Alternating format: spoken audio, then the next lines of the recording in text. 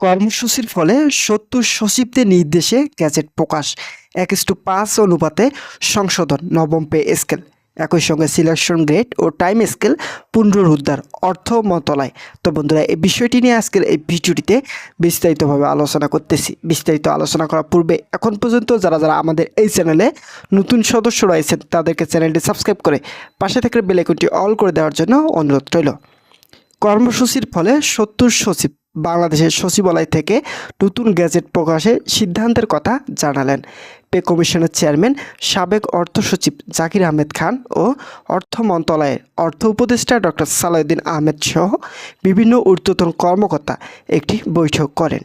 এই বৈঠকে সরকারি চাকরিজীবীদের অনুপাত আকারে বেতন বৃদ্ধির বিষয়গুলো নিয়ে আলোচনা ওঠে। কর্মকর্তা ও কর্মচারীদের জন্য দুই ভাগে ভাগ করে অনুপাত আকারে বেতন দেওয়া হবে। যারা কর্মচারী আছেন তাদের জন্য 1:5 অনুপাতে বেতন বৃদ্ধির নতুন সুবিধা চালু করেছে পে কমিশন। এছাড়াও কর্মকর্তাদের জন্য থাকছে 1:7 অনুপাতে বেতন সুবিধা। এই দুই ভাগে ভাগ করার অন্যতম কারণ হচ্ছে বৈষম্য। কেননা সর্বশেষ 2015 সালে যে বৈষম্য তৈরি হয়েছিল, এই বৈষম্য যাতে পরবর্তীতে সরকারি চাকরিজীবীদের মাঝে নতুন আকারে সৃষ্টি না হয়, সেই বিষয়গুলো নিয়ে ব্যাপক তৎপরতা চালিয়ে যাচ্ছেন অর্থ মন্ত্রণালয় কর্তৃপক্ষ। অর্থমন্ত্রী আমির খসরু বলেন, আমাদের সিদ্ধান্তগুলো সরকারি চাকরিজীবীদের আগামী 5 বছরে স্বস্তি জগাবে। তো বন্ধুরা, ভিডিওটি চলাকালীন সময় এখন পর্যন্ত যারা যারা আমাদের এই চ্যানেলে নতুন সদস্য রয়েছেন তাদেরকে চ্যানেলটি সাবস্ক্রাইব করে পাশে থাকা বেল আইকনটি অল করে দেওয়ার জন্য অনুরোধ রইল।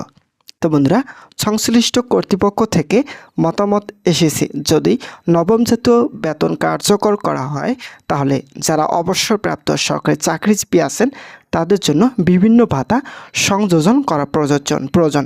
কেননা ভাতা সংযোজন করা না হলে প্রাপ্তরা খুব একটা সাবলীলভাবে জীবনযাপন করতে পারবেন না। তাই তাদের দিনগুলো বিবেচনা করে নতুন সিদ্ধান্ত নিতে যাচ্ছে পে কমিশন ও অর্থ মন্ত্রণালয় কর্তৃপক্ষ।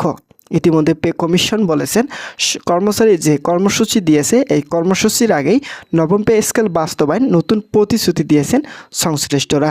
প্রধানমন্ত্রী তারেক রহমান বলেন, আমরা ক্ষমতা আসার আগেই যে ধরনের প্রতিশ্রুতি দিয়েছিলাম সকল প্রতিশ্রুতি বাস্তবায়ন করব। সরকারি চাকরিজীবীরা হচ্ছে দেশের সম্পদ। তারা দেশের এবং সাধারণ জনগণ উন্নয়নের লক্ষ্যে কাজ করে থাকে। তাই তাদের সকল কার্যক্রম যদি বাস্তবায়ন করা না হয় তাহলে তারা আর্থিকভাবে ক্ষতিগ্রস্ত হবেন এবং কাজের প্রতি অমনোনীয় হবেন। তাই তাদের কাজের প্রতি গতি ফিরিয়ে আনতে হলে অবশ্যই নবম জাতীয় বেতন স্কেল বাস্তবায়নের মতো নতুন সিদ্ধান্ত প্রয়োজন। বিশেষ করে সর্বশেষ 2015 সালে 8ম বেতন স্কেল বাস্তবায়ন হওয়ার পর থেকে আর কোনো নতুন বেতন স্কেল বাস্তবায়ন না হয় সরকারি চাকরিজীবীদের মাঝে যে ক্ষোভ সৃষ্টি হয়েছে, সেই ক্ষোভ যাতে নতুন সরকারের আমলে সৃষ্টি না হয় এই বিষয়গুলো নিয়ে নতুনভাবে কাজ শুরু করতে যাচ্ছে পে কমিশন। তো বন্ধুরা, যারা যারা সরকারি চাকরিজীবী এবং কর্মচারী রয়েছেন তাদের জন্য শুভকামনা রইল। তারা পরবর্তী আপডেট পেতে এখনই আমাদের এই চ্যানেলটি সাবস্ক্রাইব করে পাশে থাকা বেল আইকনটি অল করে রাখুন। তো বন্ধুরা, পে কমিশনের একজন ঊর্ধ্বতন কর্মকর্তা স্পষ্ট ভাষায় বলেছেন, বাংলাদেশ সহ বিভিন্ন দেশে বেতন বৃদ্ধির সমস্যা একটি কমন বিষয়। দীর্ঘ 11 বছর থেকে বেতন বৃদ্ধি না হয় 2টি পে স্কেল ক্ষতিগ্রস্ত হয়েছে। এছাড়াও কর্মচারীদের মাঝে আর্থিক যে সমস্যাগুলো ছিল সেই সমস্যাগুলো এখন প্রকট আকার ধারণ করেছে। তাই অন্তর্বর্তীকালীন সরকার বেতন বৃদ্ধিতে সময় ক্ষেপণ করলেও নবনির্বাচিত সরকার এটি বাস্তবায়নের জন্য জরুরিভাবে তৎপরতা চালিয়ে যাচ্ছেন। তার সিদ্ধান্ত ইতিবাচক এবং তিনি ফ্যামিলি কার্ড প্রদানের সঙ্গে সঙ্গে নবম জাতীয় বেতন স্কেল কার্যকর নতুন সুপারিশ করেছেন।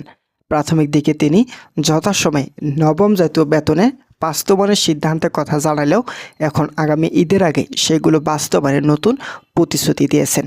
আজকের বৈঠকে 70 জন সচিব উপস্থিত ছিলেন। তারা বলেন, আমরা মন্ত্রী পরিষদে বৈঠকে উপস্থিত ছিলাম এবং তারেক রহমান যখন বেতন বৃদ্ধির বিষয়টি নিয়ে আলোচনা করেন তখন আমরা সেখানে মতামত দিয়েছি।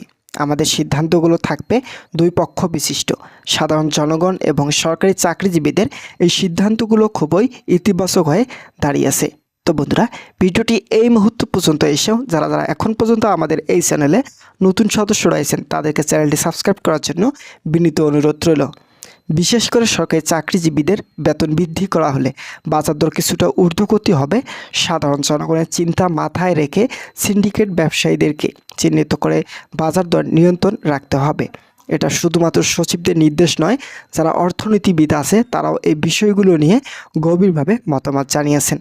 এছাড়াও কর্মকর্তা ও কর্মচারীদের মাঝে দীর্ঘদিনের যে বৈষম্য ছিল, সেই বৈষম্য নতুনভাবে সৃষ্টি করার তৎপরতা চালিয়ে যাচ্ছেন পে কমিশন। সংশ্লিষ্ট কর্তৃপক্ষ জানায়, বাংলাদেশ সরকারি চাকরিজীবীদের মাঝে অতিরিক্ত বৈষম্য তৈরি হয়েছে। বিশেষ করে অন্তর্বর্তী সরকার যে কমিশন তৈরি করেছেন, সেই কমিশনের আওতায় মূল বেসিক সর্বনিম্ন 20,000 টাকা নির্ধারণ করলেও সেখানে বৈষম্য থেকেই যাচ্ছে। তাই শেষ পর্যন্ত অনুপাত আকারে 2 ভাগে ভাগ করে বেতন বৃদ্ধির নতুন সিদ্ধান্ত নিয়েছেন নতুন অর্থমন্ত্রী আমির খসরু। আশা করা যাচ্ছে সরকারি চাকরিজীবীরা পাবেন আগামী ঈদুল ফিতর থেকে নবম পে স্কেল বাস্তবায়নের সকল সুযোগ সুবিধা। তো বন্ধুরা, আজকের এই ভিডিওটি এই পর্যন্তই ছিল। আশা করছি আজকের এই ভিডিওটি থেকে অনেক উপকৃত হয়েছেন।